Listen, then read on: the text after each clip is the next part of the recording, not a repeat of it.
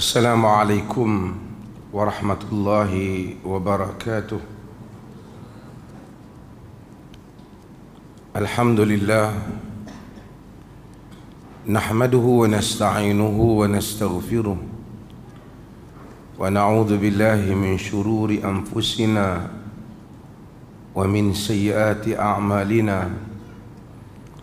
Man yahdihillahu fala mudilla lahu ومن يضلل فلا هادي له. أشهد أن لا إله إلا الله وحده لا شريك له وأشهد أن محمدا عبده ورسوله. أما بعد. Hadirin dan hadirat yang dirahmati Allah, alhamdulillah kita dapat sambung semula kuliah kita ini setelah kita terhenti dalam tempoh yang berapa kali cikgu buka? 4 minggu lebih kot. Berapa kali? Kat 2 bulan. Saya dah ingat tak ada ramai mengaji lah malam ni. Saya baik dah lagi. Bila balik tu saya ingat nak terus kuliah, tapi memandangkan suara saya tak ada. Dan alhamdulillah sekarang ada sikit serak-serak basah yang boleh untuk buat rakaman. Alhamdulillah ada 2 perkara sebelum saya nak masuk kuliah ni. Yang pertama saya nak sebut tentang alhamdulillah hari ini kita berpuasa, iaitu puasa Tasu'a, dan saya tengok ramai juga yang berbuka puasa. Nabi SAW berpuasa pada bulan Al-Muharram, khususnya pada hari yang ke-10 ataupun Ashura besok. Afdalus siyam ba'da syahri Ramadan Syahrullahil Muharram. Sebaik-baik puasa selepas daripada bulan Ramadan ialah bulan Allah Al-Muharram. Dan Nabi SAW sebut dalam hadis itu juga, dan hadis yang diriwayatkan oleh Imam Muslim, Nabi menyatakan bahwasanya wasaumu Ashura saumu yaum Ashura ahtasibu 'ala Allahi an yukaffira as-sanata allati qablahu. Puasa pada hari Ashura, aku mengharapkan Allah Ta'ala mengampunkan dosa yang sebelum daripada itu. Walaupun Nabi tidak pernah puasa pada hari yang ke-9 ini, tetapi baginda sallallahu alaihi wasallam menyebut dalam hadis yang diriwayatkan oleh Imam Muslim, "Lau baqitu ila qabil la asumanna tasi'." Jika aku kekal hidup sehingga tahun hadapan, aku akan puasa pada hari yang ke-9. Baginda sallallahu alaihi wasallam tidak hidup sehingga tahun berikutnya, tetapi itu adalah hasrat Nabi sallallahu alaihi wasallam. Maka kita berpuasa pada hari ini, dan kita juga berpuasa pada besok insya-Allah. Mudah-mudahan Allah Azza wa Jalla mengampunkan dosa kita yang telah kita lakukan dengan kita berpuasa seperti yang dianjurkan oleh baginda sallallahu alaihi wasallam. Masjid Alwi buat buka puasa ini dan besok juga buat buka puasa. Tadi dia orang kata kalau lauk hari ni sedap, baru besok lagi orang ramai. Tapi saya ingat boleh lah kot. Lauk bukan saya pilih. Lauk kena tanya siapa dia pilih ni. Yang kedua ialah saya nak sebut sebelum saya terlupa, kita di masjid ini dan seluruh negeri Perlis, iaitu bila kita sembahyang jamaah, sebahagian orang dia tak mau nak rapat saf, dia suka nak renggang. Dan kita nak ingatkan juga imam, bukan imam masjid ni sajalah, semua imam. Dan insya-Allah kita akan hantar surat arahan kepada imam supaya melakukan sunnah sebelum daripada salat, mengingatkan jamaah supaya meluruskan saf dan merapatkan saf, bahu dan bahu, kaki dengan kaki, supaya mereka rapat saf mereka. Nabi SAW menyuruh sawu sufufakum, betul luruskan saf kamu, dan baginda suruh rapatkan. antara bahu, antara kaki kita. Sebagian orang dia suka renggang-renggang, terutama orang perempuan. Dia kita nak bagi syok, angin masuk sikit. Ini tidak sesuai dengan sifat salat jamaah.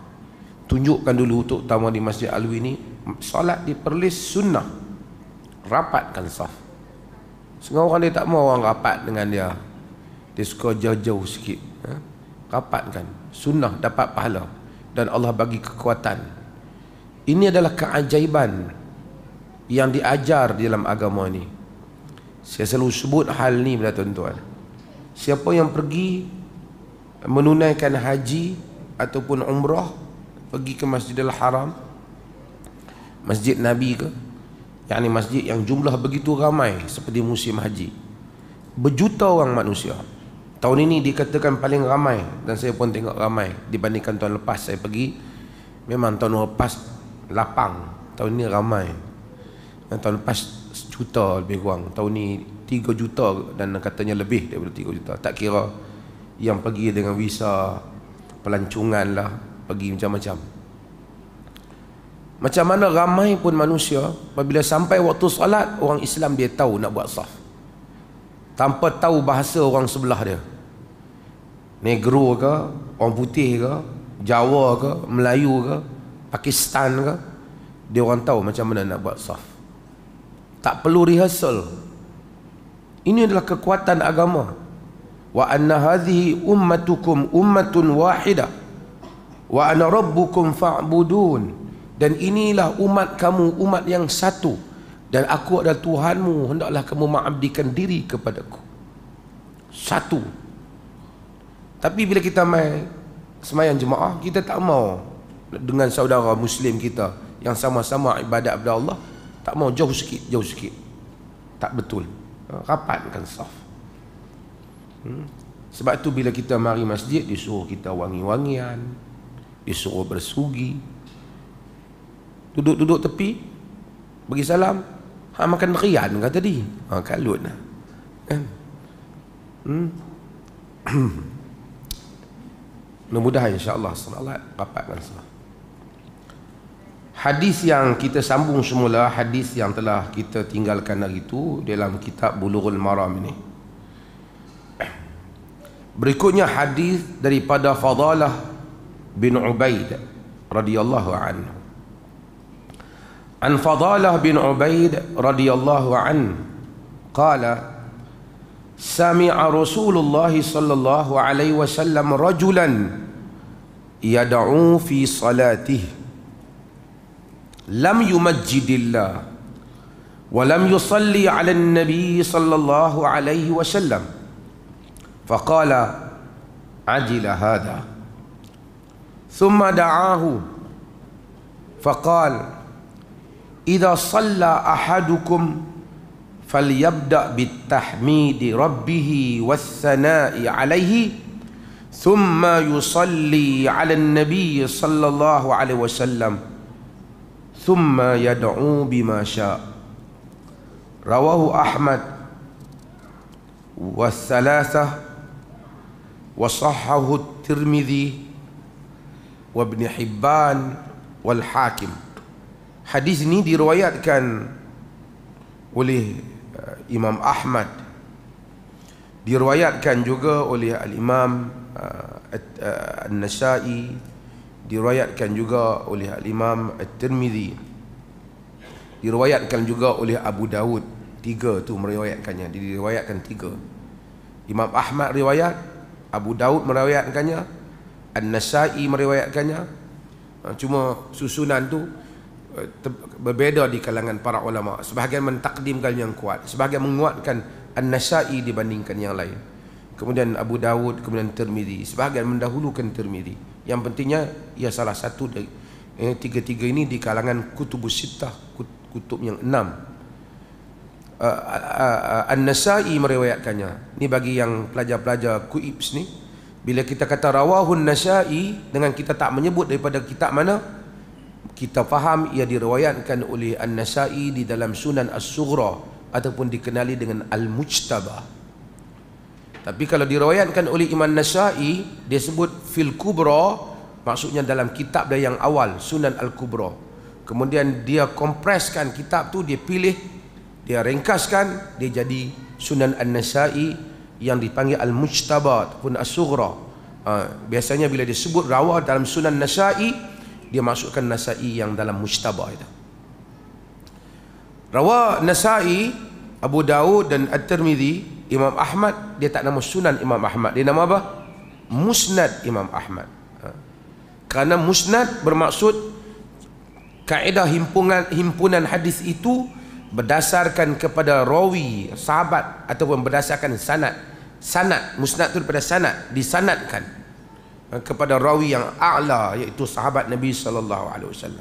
So kalau kita nak buka musnad, kita kena cari hadis Aisyah, hadis Abu Hurairah ya. Sementara sunan seperti Sunan Nasa'i, Sunan At-Tirmidzi, Sunan Abi Daud dan seumpamanya, dia letakkan hadis mengikut tajuk-tajuk. Demikian juga Bukhari dan Muslim, dan demikian juga Ibnu Majah, mereka meletakkan hadis berdasarkan tajuk-tajuk yang telah mereka tetapkan. Kalau tajuk bab Kitabus Salam, Kitabul Imarah, kitab pemerintahan, hadis-hadis imarah. Kitab Ruqa, tentang babur Ruqa, tentang jampi, hadis-hadis jampi. Kitabus Salat, hadis-hadis salat. Dia tak berdasarkan rawi. Dan hadis yang dipilih berdasarkan kepada anggapan ataupun pilihan mereka. Seperti Al-Bukhari dan Muslim menetapkan dengan satu piawaian dia sendiri di dalam menentukan kekuatan hadis. Tak apa. Hadis ni diriwayatkan, tidak diriwayatkan oleh Bukhari dan Muslim, tapi diriwayatkan oleh Sunan yang tiga itu. Disebut wasahahu Tirmidzi, disahihkan oleh Tirmidzi. Karena Al-Imam Tirmidzi rahimahullahu ta'ala, apabila dia meriwayatkan hadis, dia sebut status. Pada kebanyakannya dia sebut status: sahih, hasan sahih, gharib, dia sebut hasan gharib, dia sebut. Jadi dia kata At-Tirmidzi menyatakan sahih. Adakah semua yang disahihkan oleh At-Tirmidzi itu mesti sahih di sisi orang lain? Tak semesti. Kadang-kadang ada ulama hadis lain-lain, dia lihat, dikritik sanad tu, walaupun Tirmidzi kata sahih. Dia tak apa yang dia jumpai pada lemah, pada rawi dan seumpamanya. Ibn Hibban, diriwayatkan Ibn Hibban dan Al-Hakim. Hadis ni keseluruhannya, hadis ini adalah merupakan hadis yang sahih. Hadis ini daripada Fadalah bin Ubaid. Fadalah bin Ubaid radhiyallahu anhu merupakan sahabat Nabi sallallahu alaihi wasallam, daripada suku Ansar. Al-Ansari, daripada Ansar. Ansar ni apa? Orang Ansar orang mana? Orang Madinah. Orang Madinah. Muhajirin, orang luar Madinah, berhijrah ke Madinah, khususnya orang Mekah. Ansar ialah orang Madinah. Orang Madinah ada dua suku yang besar, iaitu suku Aus dan Khazraj. Fadalah bin Ubaid daripada suku Aus. Suku Aus. Ni kelebihan sikit orang-orang Arab lah khususnya, dan banyak bangsa dalam dunia ni yang dia tahu keturunan mereka. Sampai hari ni mereka tahu bin mereka.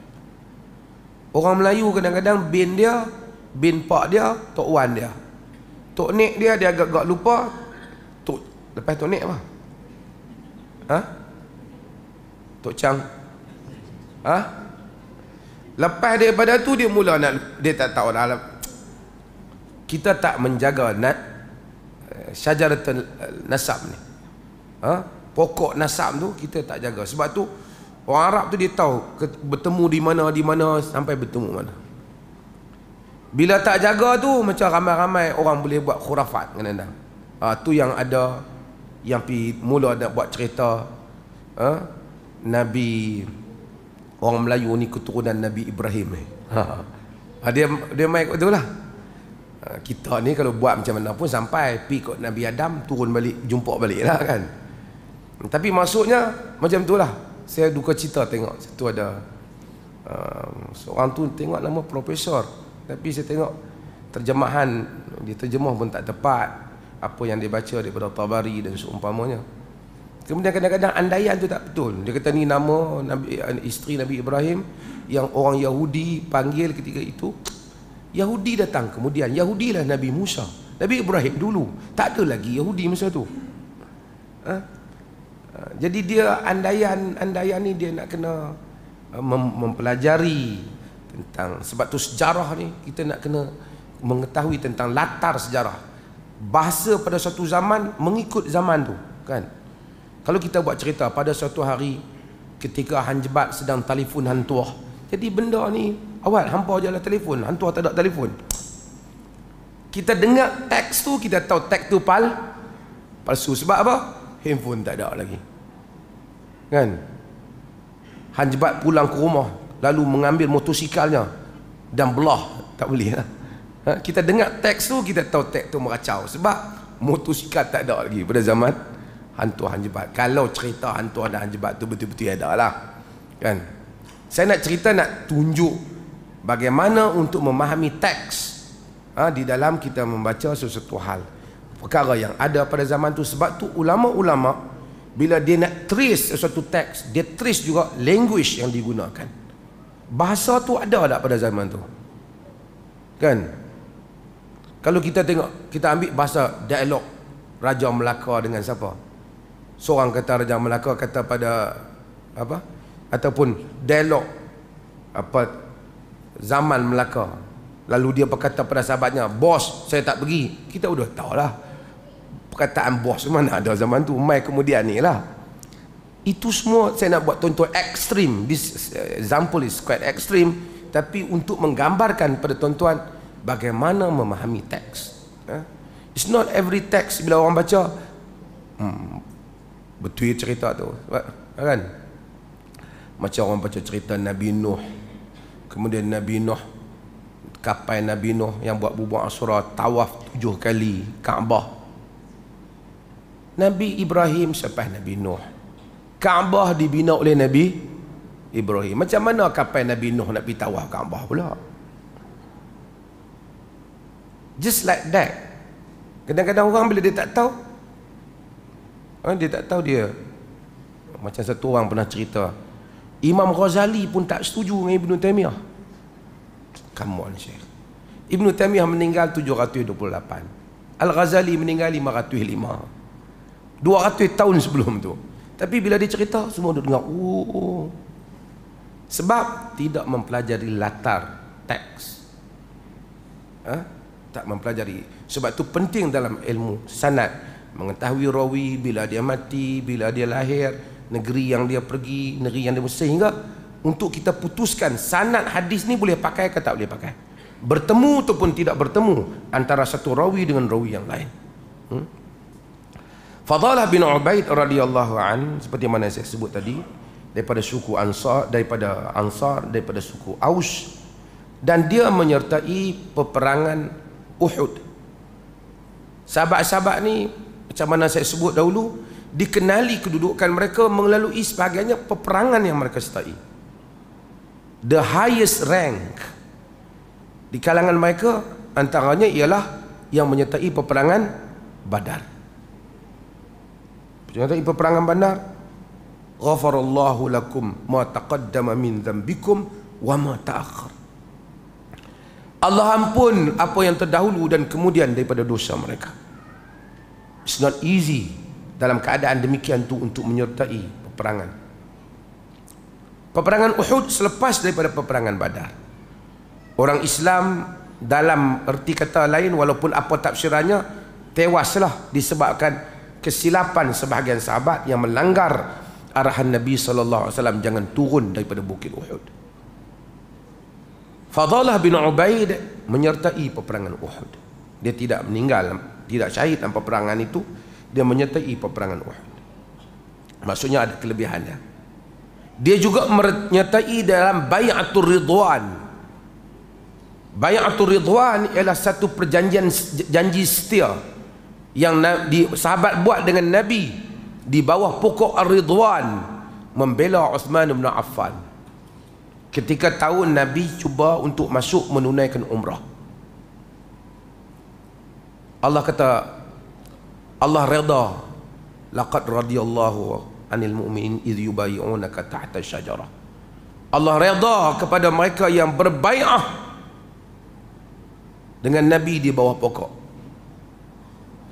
Abdullah bin Mas'ud kata kami 1,400 orang. Pegang tangan Nabi, bukan iktiraf Nabi sebagai Rasul, tak perlu kerana itu dalam syahadah, tapi sebagai memberi azam untuk mempertahankan agama, khususnya dalam isu Uthman bin Affan. Fadalah bin Ubaid terlibat dengan Bai'atul Ridwan. Dia Bai'atul Ridwan.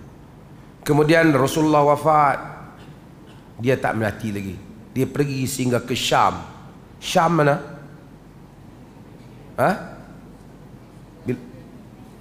Syam di mana?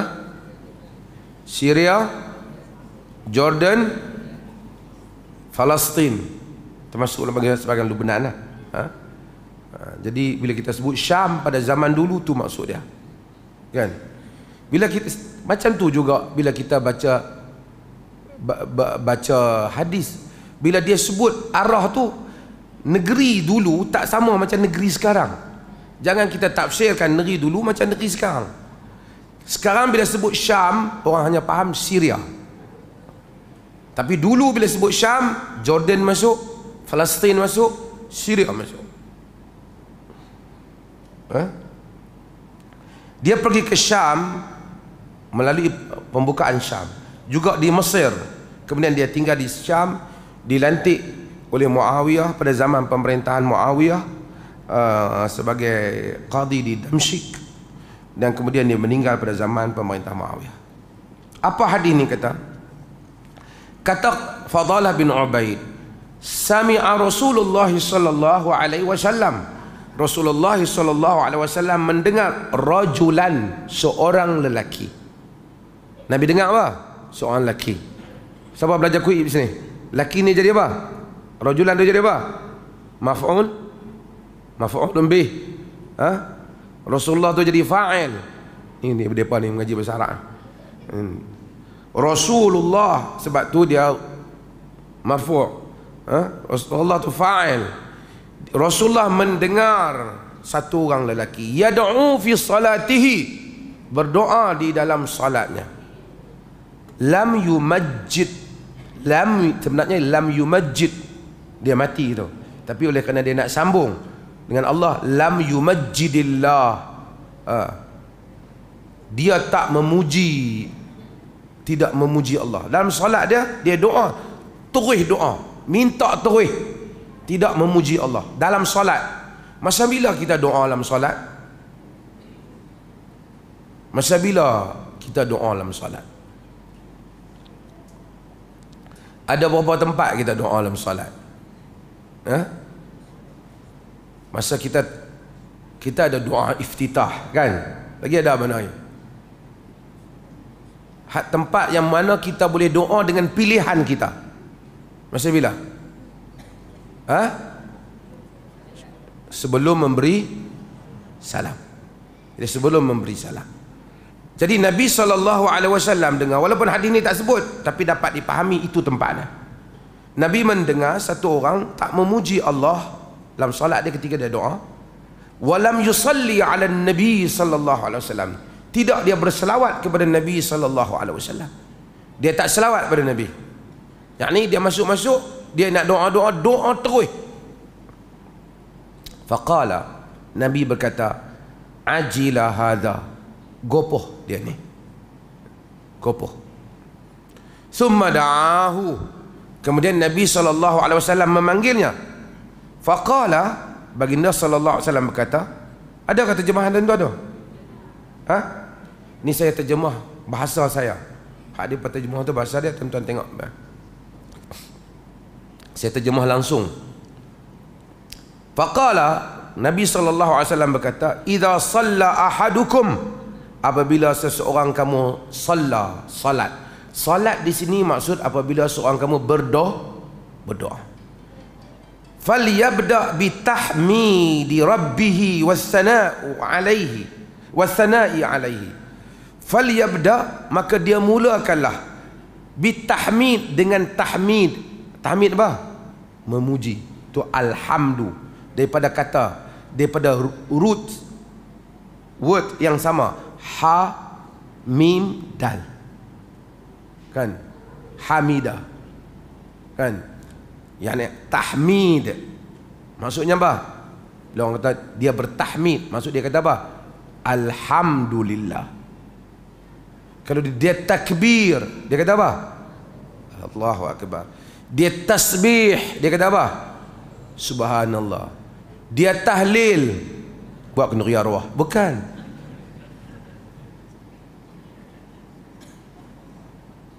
Tahlil bukan buat kenduri arwah. Tahlil maksud apa? La ilaha illallah. Boleh dah nak tahlil? Orang tanya kita boleh tak? Boleh. Bukan nak boleh tahlil, wajib tahlil. Betul tak? Kenduri arwah cerita lain. Buat apa? Aku buat tahlil. Tengok handuk sengat malam ni. Tengok pi tahlil. Rupanya pi kenduri. Tahlil la ilaha illallah.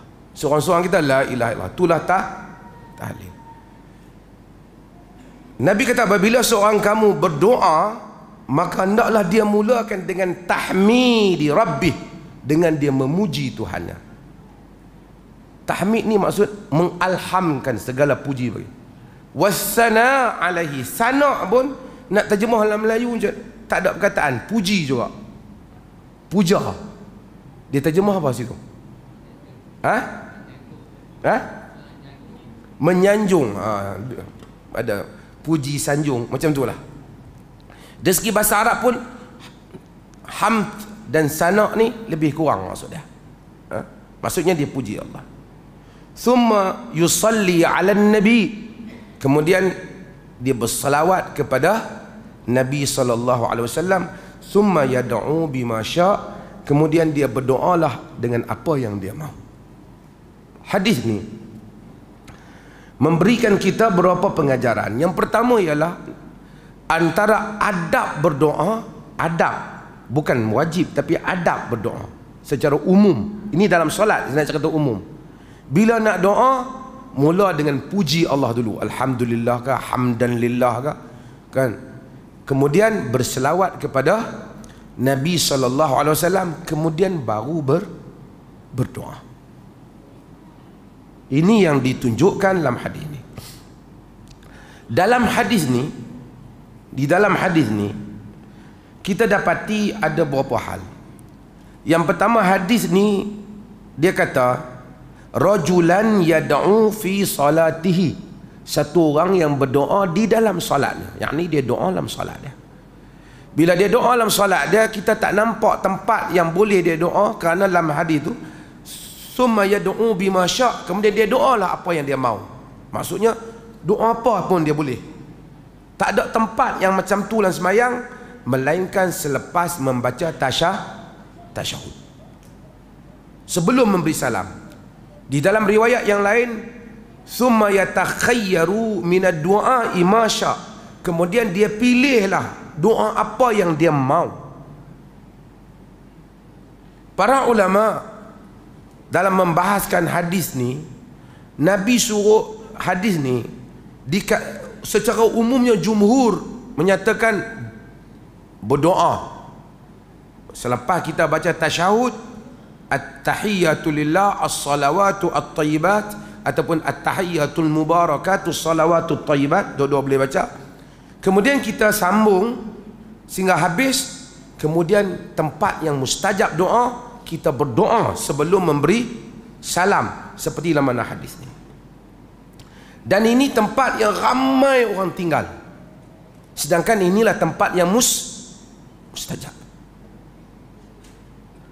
Di kalangan para ulama, walaupun minoriti, seperti Taus bin Kaisan, dia berpendapat bahawasanya wajib berdoa dengan doa yang Nabi sebut dulu, iaitu Allahumma inni a'udzubika min azabi jahannam wa min azabil qabr wa min fitnatil mahya wa mamat wa min syarri fitnati masihid dajjal. Yang ni 4 perkara. Minta Allah Ta'ala lindung daripada neraka, daripada azab kubur, fitnah semasa hidup dan mati, dan fitnah Al-Masih Dajjal. Dia kata wajib yang ni. Majoriti para ulama kata tak wajib, tapi mereka menyatakan yang ni jangan tinggal, sunnah jangan tinggal. Kemudian selepas daripada itu dia doa apa yang dia mau sebelum dia memberi salam. Tempat itu mustajab. Kerana dalam hadis ni dia kata summa yad'u bima syaa, kemudian dia doalah dengan apa yang dia kehendaki. Bahkan dalam riwayat yang lain summa yatakhayyaru minad du'ai ma syaa minal kalami ma syaa minal mas'alati, sebagian apa saja dia pilih perkataan doa dan permintaan ma syaa, apa yang dia kehendaki. Ini datang melalui riwayat Al-Imam Tirmizi dan juga riwayat Al-Hakim dalam Al-Mustadrak, Abu Dawud dan An-Nasa'i dalam sunannya. Jadi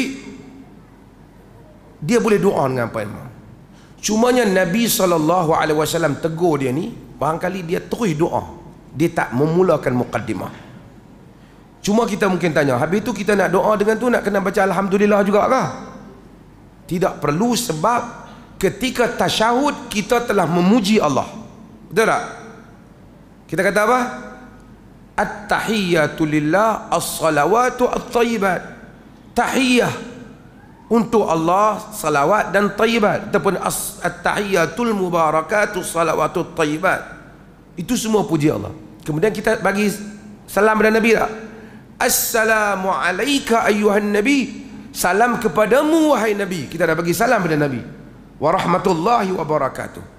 Bahkan kita bagi salam lagi, bukan pada Nabi, pada semua para Nabi dan orang soleh, kepada diri kita sendiri. Assalamu alayna wa ala ibadillahi salihin, salam kepada kami dan kepada semua hamba Allah yang saleh. Yang saya sebut hari itu kita ada syarahkan, yang sebahagian kita bila baca dia lupa, dia tak ingat pun tak perasan, tahu-tahu habis dah baca tahiyat. Padahal tadi bagi salam kat Nabi. Sebab tu bila kita orang nak pergi Mekah, aku lama tak salam kat Nabi.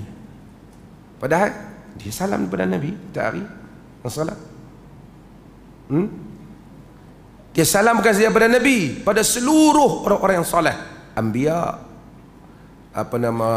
aulia, para nabi, para wali, para orang soleh. Lepas tu baru kita kata apa? Asyhadu an la ilaha illallah wa asyhadu anna Muhammadan abduhu wa rasuluh. Ataupun kalau kita baca dengan tasyahud Ibnu Abbas, asyhadu anna Muhammadar Rasulullah. Kemudian kita baca apa? Allahumma salli ala Muhammad wa ala ali Muhammad, yang kita akan baca tentang makna selawat nanti. Selawat, apa makna selawat yang sebahagian kita miss dalam memahaminya. Artinya kalau kita baca doa ketika tu, semua benda yang Nabi suruh buat tu kita buat tak? Dah buat dah. Tahmid pun dah buat, solat pada Nabi pun dah, selawat pada Nabi pun telah lakukan. Tinggal untuk kita berdoa saja. Tinggal untuk kita berdoa saja. Sebab itu di kalangan para ulama,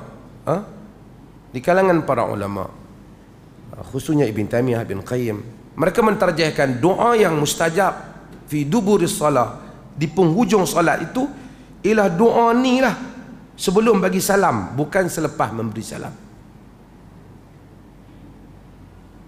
Bukanlah kata salah doa selepas bagi salam tu. Kalau kita nak ada benda kita nak doa, boleh doa.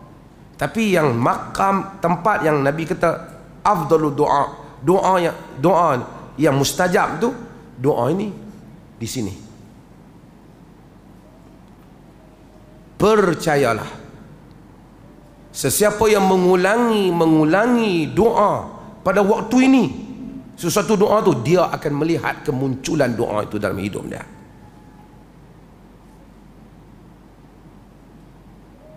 Tuan-tuan boleh berdoa dan tuan-tuan akan menyaksikannya. Setiap kali sebelum salam, sebut benda tu, minta ke Allah, Allah akan bagi. Kadang-kadang kita ni suka pergi dengar nak cari petua tu, petua-petua. Hak Nabi bagi ni banyak, kita tak pergi cari. Kita pergi cari ada satu petua, orang petua ni, cara nak bagi jadi ni. andaian orang yang tak ada nas daripada kitab Allah, tidak ada daripada sunnah Nabi.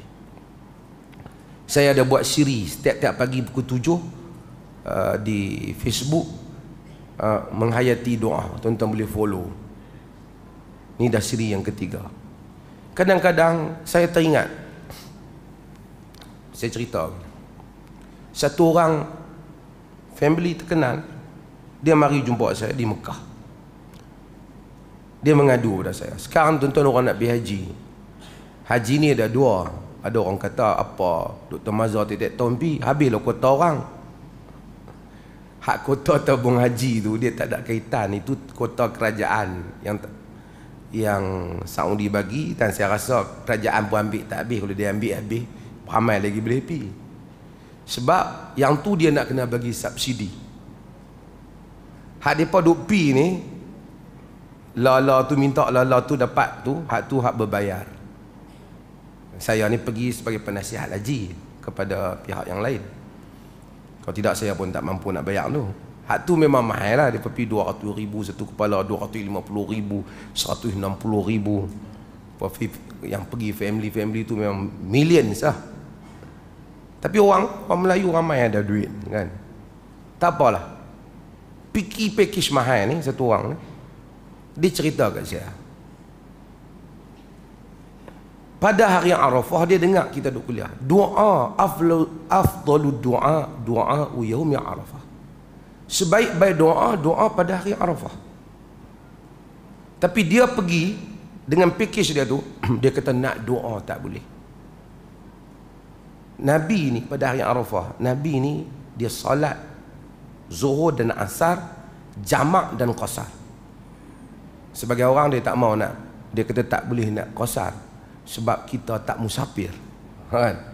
Nabi qasar, dia sebahagian daripada nusuk seperti yang ditarjihkan oleh ramai para ulama. Sebahagian daripada amalan haji tu dia qasarkan sembahyang dan dia jamak pada hari Arafah. Dia khutbah, kemudian dia salat. Kita ikut dia sallallahu alaihi wasallam. Kemudian lepas tu dia buat apa? Dia doa. Nabi berdoa. Tu dah doa yang paling afdal. Sehingga Nabi ni berdoa.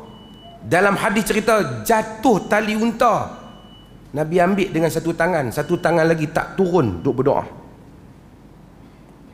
Bersungguh-sungguh berdoa. Dia cerita dia pergi tu tak boleh nak berdoa. Ustaz tu buat zikir macam-macam. Bunyi zikir dalam khemah depa tu macam-macam bunyi.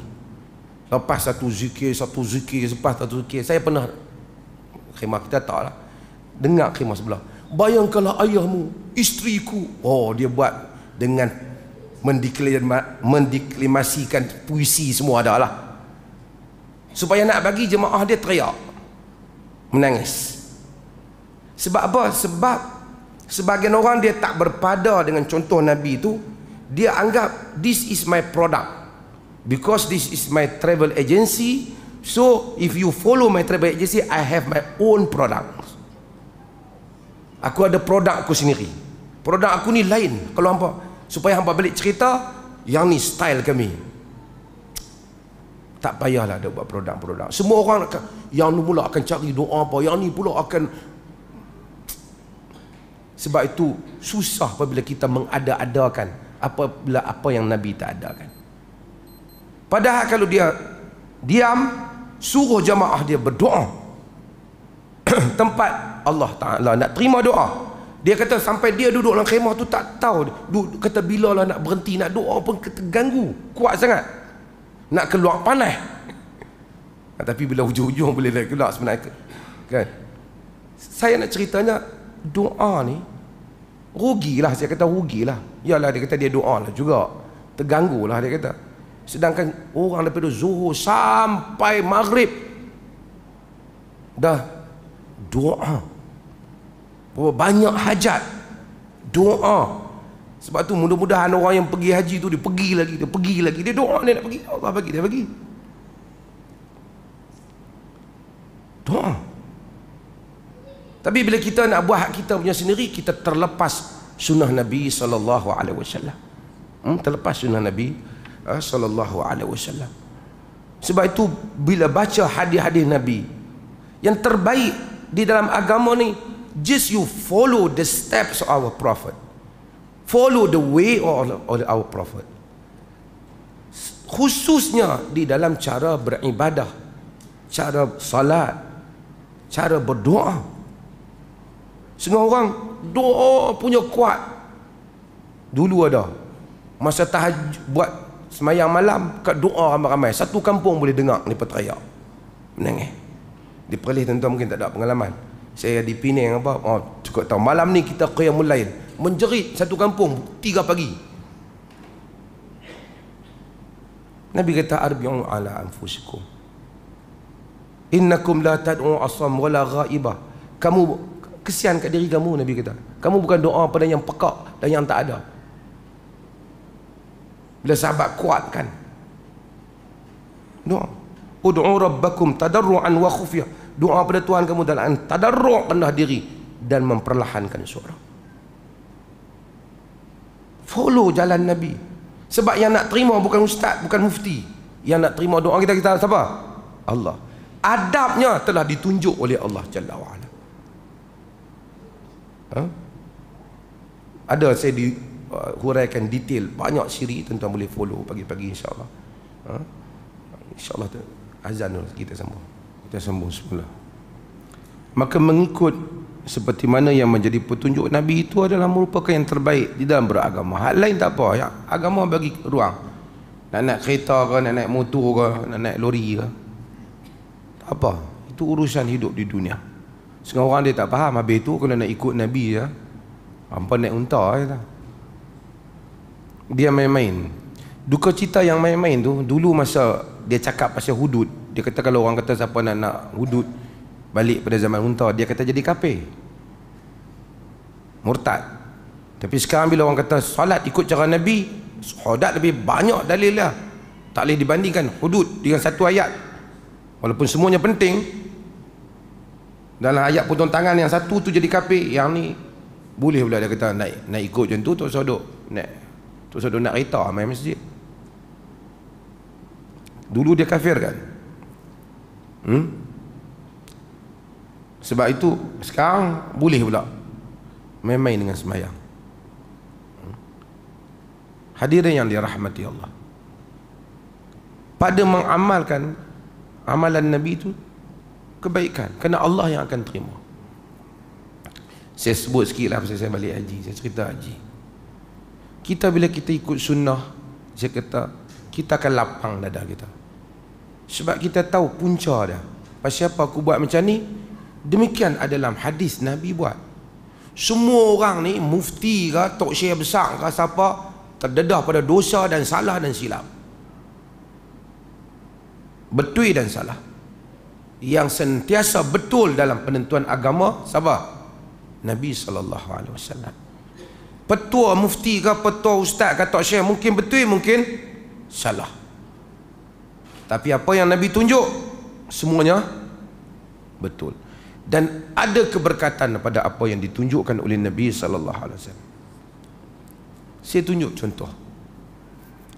Dalam haji, lepas daripada Arafah, pergi ke mana? Ke Muzdalifah. Ke Muzdalifah. Nabi dia pergi ke Muzdalifah, dia tidur di Muzdalifah. Wajib tidur di Muzdalifah pada qaul yang sahih di kalangan para ulama. Tidur di Muzdalifah. Baginda tidur sampai sana, baginda sembahyang maghrib dan isya jamak dan qasar. Kemudian baginda tidur. Tak ada malam tu baginda duk buat tahlil nuri arwah pada, tak ada. Tak ada juga kot nak buat di riwayat Nabi lepas tu buat semayang apa ke, tak ada. Baginda tidur. Kemudian baginda bangun untuk solat fajar. Kemudian baginda berdoa. Selepas solat fajar tu baginda doa lagi. Baginda berdiri berdoa, angkat tangan sehingga matahari terbit. Sunnah.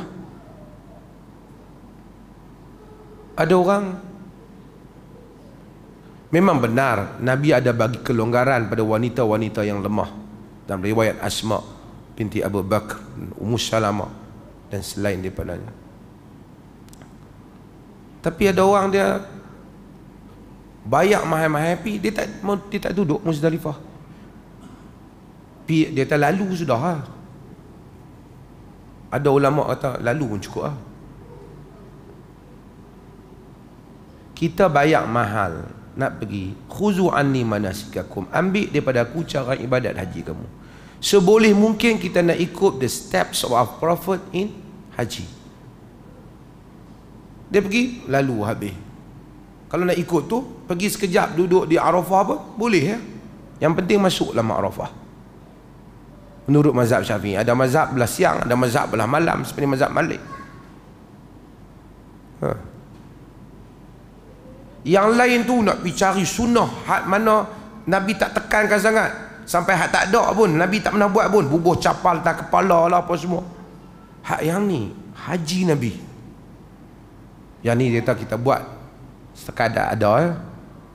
Tak rasa apa, lintas dengan bah duduk sah balik lebih. Ambil syarat. Saya kata memang ada kaul. Macam kita nak semayang, kita semayang zuhur, kalau nak ambil lah di atas kaul boleh. Sujud tak baca apa pun boleh. Sujud ya, angkat bagi ada tamak nina. Rokok tak baca apa boleh. Yang wajib takbir, baca Fatihah. Lepas baca Fatihah tak mau baca surah, turis rokok boleh tak? Rokok tak baca apa, Allahu Akbar semua mau tak baca, i'tidal sah. Kalau menurut kaedah sekurang-kurangnya solat di segi fuqaha, sebahagian fuqaha sah. Yang penting dia baca tasyahud, dia selawat, lepas tu dia bagi salam, dia tak cukup. Macam tu kita bila pergi. Padahal hal-hal ini di kalangan haji ini ada bab yang sebagai ulama tidak serius, keras supaya kita tidak meninggalkannya. Tapi mereka tak mau buat. Ada pakej saya tu, pakej orang semua ada duit lah, hak mahal-mahal lah kan, hak suku juta, 200 ribu. Saya ingat kepada satu hamba Allah di kalangan yang main, bila lapik kami sampai lambat sikit, lapik di Muzdalifah tu, lapik tepi apa gigi jalan tu tidur. Kita ada 400 orang, kita tidur situ, lapik tidur. Dia kata pada saya, satu hamba Allah, Datuk pun nak tidur lah. Kita tidur tepi ni, tengok baik apa duduk lalu tidur. Dia tidur, dia pun orang berada.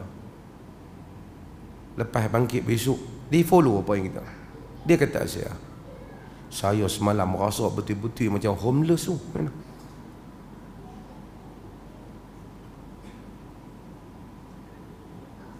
Saya rasa macam insaf lah. Macam mana homeless. Dia siap bagi tahu, kalau saya nak mai pergi haji ni tahun depan, nak bawa lagi family dan yang lain, jangan skip tidur di sini ni. Memang tak ada skip lah, kita tak skip lah Muzdalifah.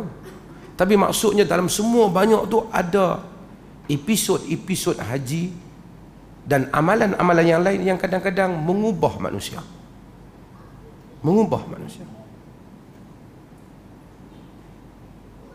Dan saya ingat satu benda yang dia kata, bila dia tengok orang duk tawaf ramai, orang Pakistan, India, kadang-kadang biasalah mai susah dari Afrika apa.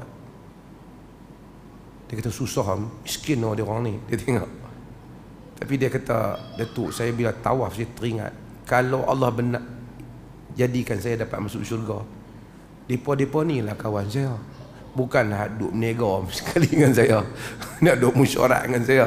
Dia lah kata, saya pun tak tahulah dia menega dengan siapa kan. Tapi maksudnya keinsafan Allah jadikan di dalam ibadah ni. Kerana orang pergi haji rugi pasal dia duk cari petua, duk pergi cari tak mana ni ayat hujan hak turun, pancuk ayat mai Nabi doa, hak tempat Nabi bagi tahu betul-betul dia tak bagi perhatian. Nabi bila naik Safa menghadap ke Kaabah, angkat tangan doa. Naik ke Marwah angkat tangan doa masa sa'i. Dia pergi pusing-pusing, dia tak doa. Dia duduk pergi cari petua tang mana tempat-tempat hak ajaib sikit. Tang mana ada masjid jin yang boleh dapat buat balik apa-apa. All this superstitious minded. Sebab tak ada manhaj. Dia tak tahu agama ni follow siapa. Dia ingat agama ni follow petua-petua orang. Tapi kita kena jelas, agama ikut Quran dan Sunnah. Ustaz, mufti ke siapa adalah penyampai Quran dan Sunnah. Ulama menyampaikan Quran dan Sunnah dan menghuraikannya. Barangkali kita tak dapat faham, mereka faham. Kerana mereka membuat satu kajian yang luas. Sebab itu penting hal-hal ini untuk terus kita mempelajari Quran dan Sunnah Nabi sallallahu alaihi wasallam. Dan hadis ini ajak kita doa yang mustajab. Mungkin tuan-tuan akan tanya, saya ni bahasa Arab tak boleh, bolehkah doa bahasa Melayu sebelum nak bagi salam tu? Betul tak? Kata orang jawab, tuan-tuan dah tahu lah. Asalnya doa dalam solat sebolehnya doalah dengan doa-doa yang maksur. Maksur dulu. Ambil yang maksur, sama dalam Quran ataupun dalam Sunnah. Rabbana atina fid dunya hasanah wa fil akhirati hasanah wa qina adzabannar. Umpamanya yang paling mudah semua orang tahu. Tapi orang kadang-kadang bila kita doa tu dia rasa bisa. Sebab tu dalam tawaf antara Rukun Yamani dan Hajarul Aswad Nabi baca tu. Hidup ni tuan-tuan, kalau Rabbana atina fid dunya hasanah, wahai Tuhan kami, berikan kepada kami, datang kepada kami di dunia kebaikan.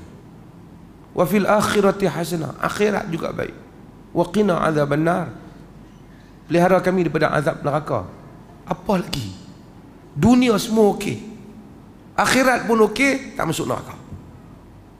That's all sebenarnya yang kita perlukan. Kalau kita doa itu pun baik. Mungkin kita kata tak apa, doa tu saya dah doa dah, yang lain saya tak ingat. Boleh tak saya nak tambah doa saya, nak minta menikah tahun ni ke, kan, minta dapat apa ke, kan.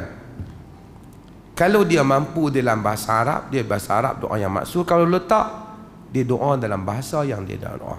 Tapi dengan dia tak jadikan syiar, tak perlulah dia kuatkan suara sehingga jiran sebelah dia semayang pun tahu. Dia doa antara dia dengan Tuhan sebelum memberi salam. Kerana Nabi kata, summa yatakhayyaru minal kalami aw minad du'ai aw minal mas'alati ma syaa. Kemudian pilihlah perkataan ataupun ucapan atau doa yang apa yang dia mau, permintaan apa yang dia mau. Maksudnya boleh doa di sisi diri dia juga, apa yang menjadi hajat antara dia dengan Allah Jalla wa Ala, sebelum seseorang memberi salam. Dan inilah tempat yang mustajab, yang ramai orang dia tertinggal. Kadang-kadang sebab tu orang kadang-kadang dia balik cerita kita, heran no, dia orang Arab no, lepas semayang tak pernah doa pun. Pasal dia tak faham konsep doa selepas salat. Doa kalau lepas salam nak bagi doa pun, kalau dia ada doa dia boleh doa. Tapi orang doa, cuma kau tak, mungkin kau tak dengar, kerana doa yang dia lafazkan itu selepas daripada dia membaca tasyahud, sebelum dia memberi salam. Dan mudah-mudahan kita juga mengamalkan hal itu dan kita juga dimustajabkan oleh Allah Subhanahu wa taala. Allah taala. Tuan-tuan ada soalan? Sila.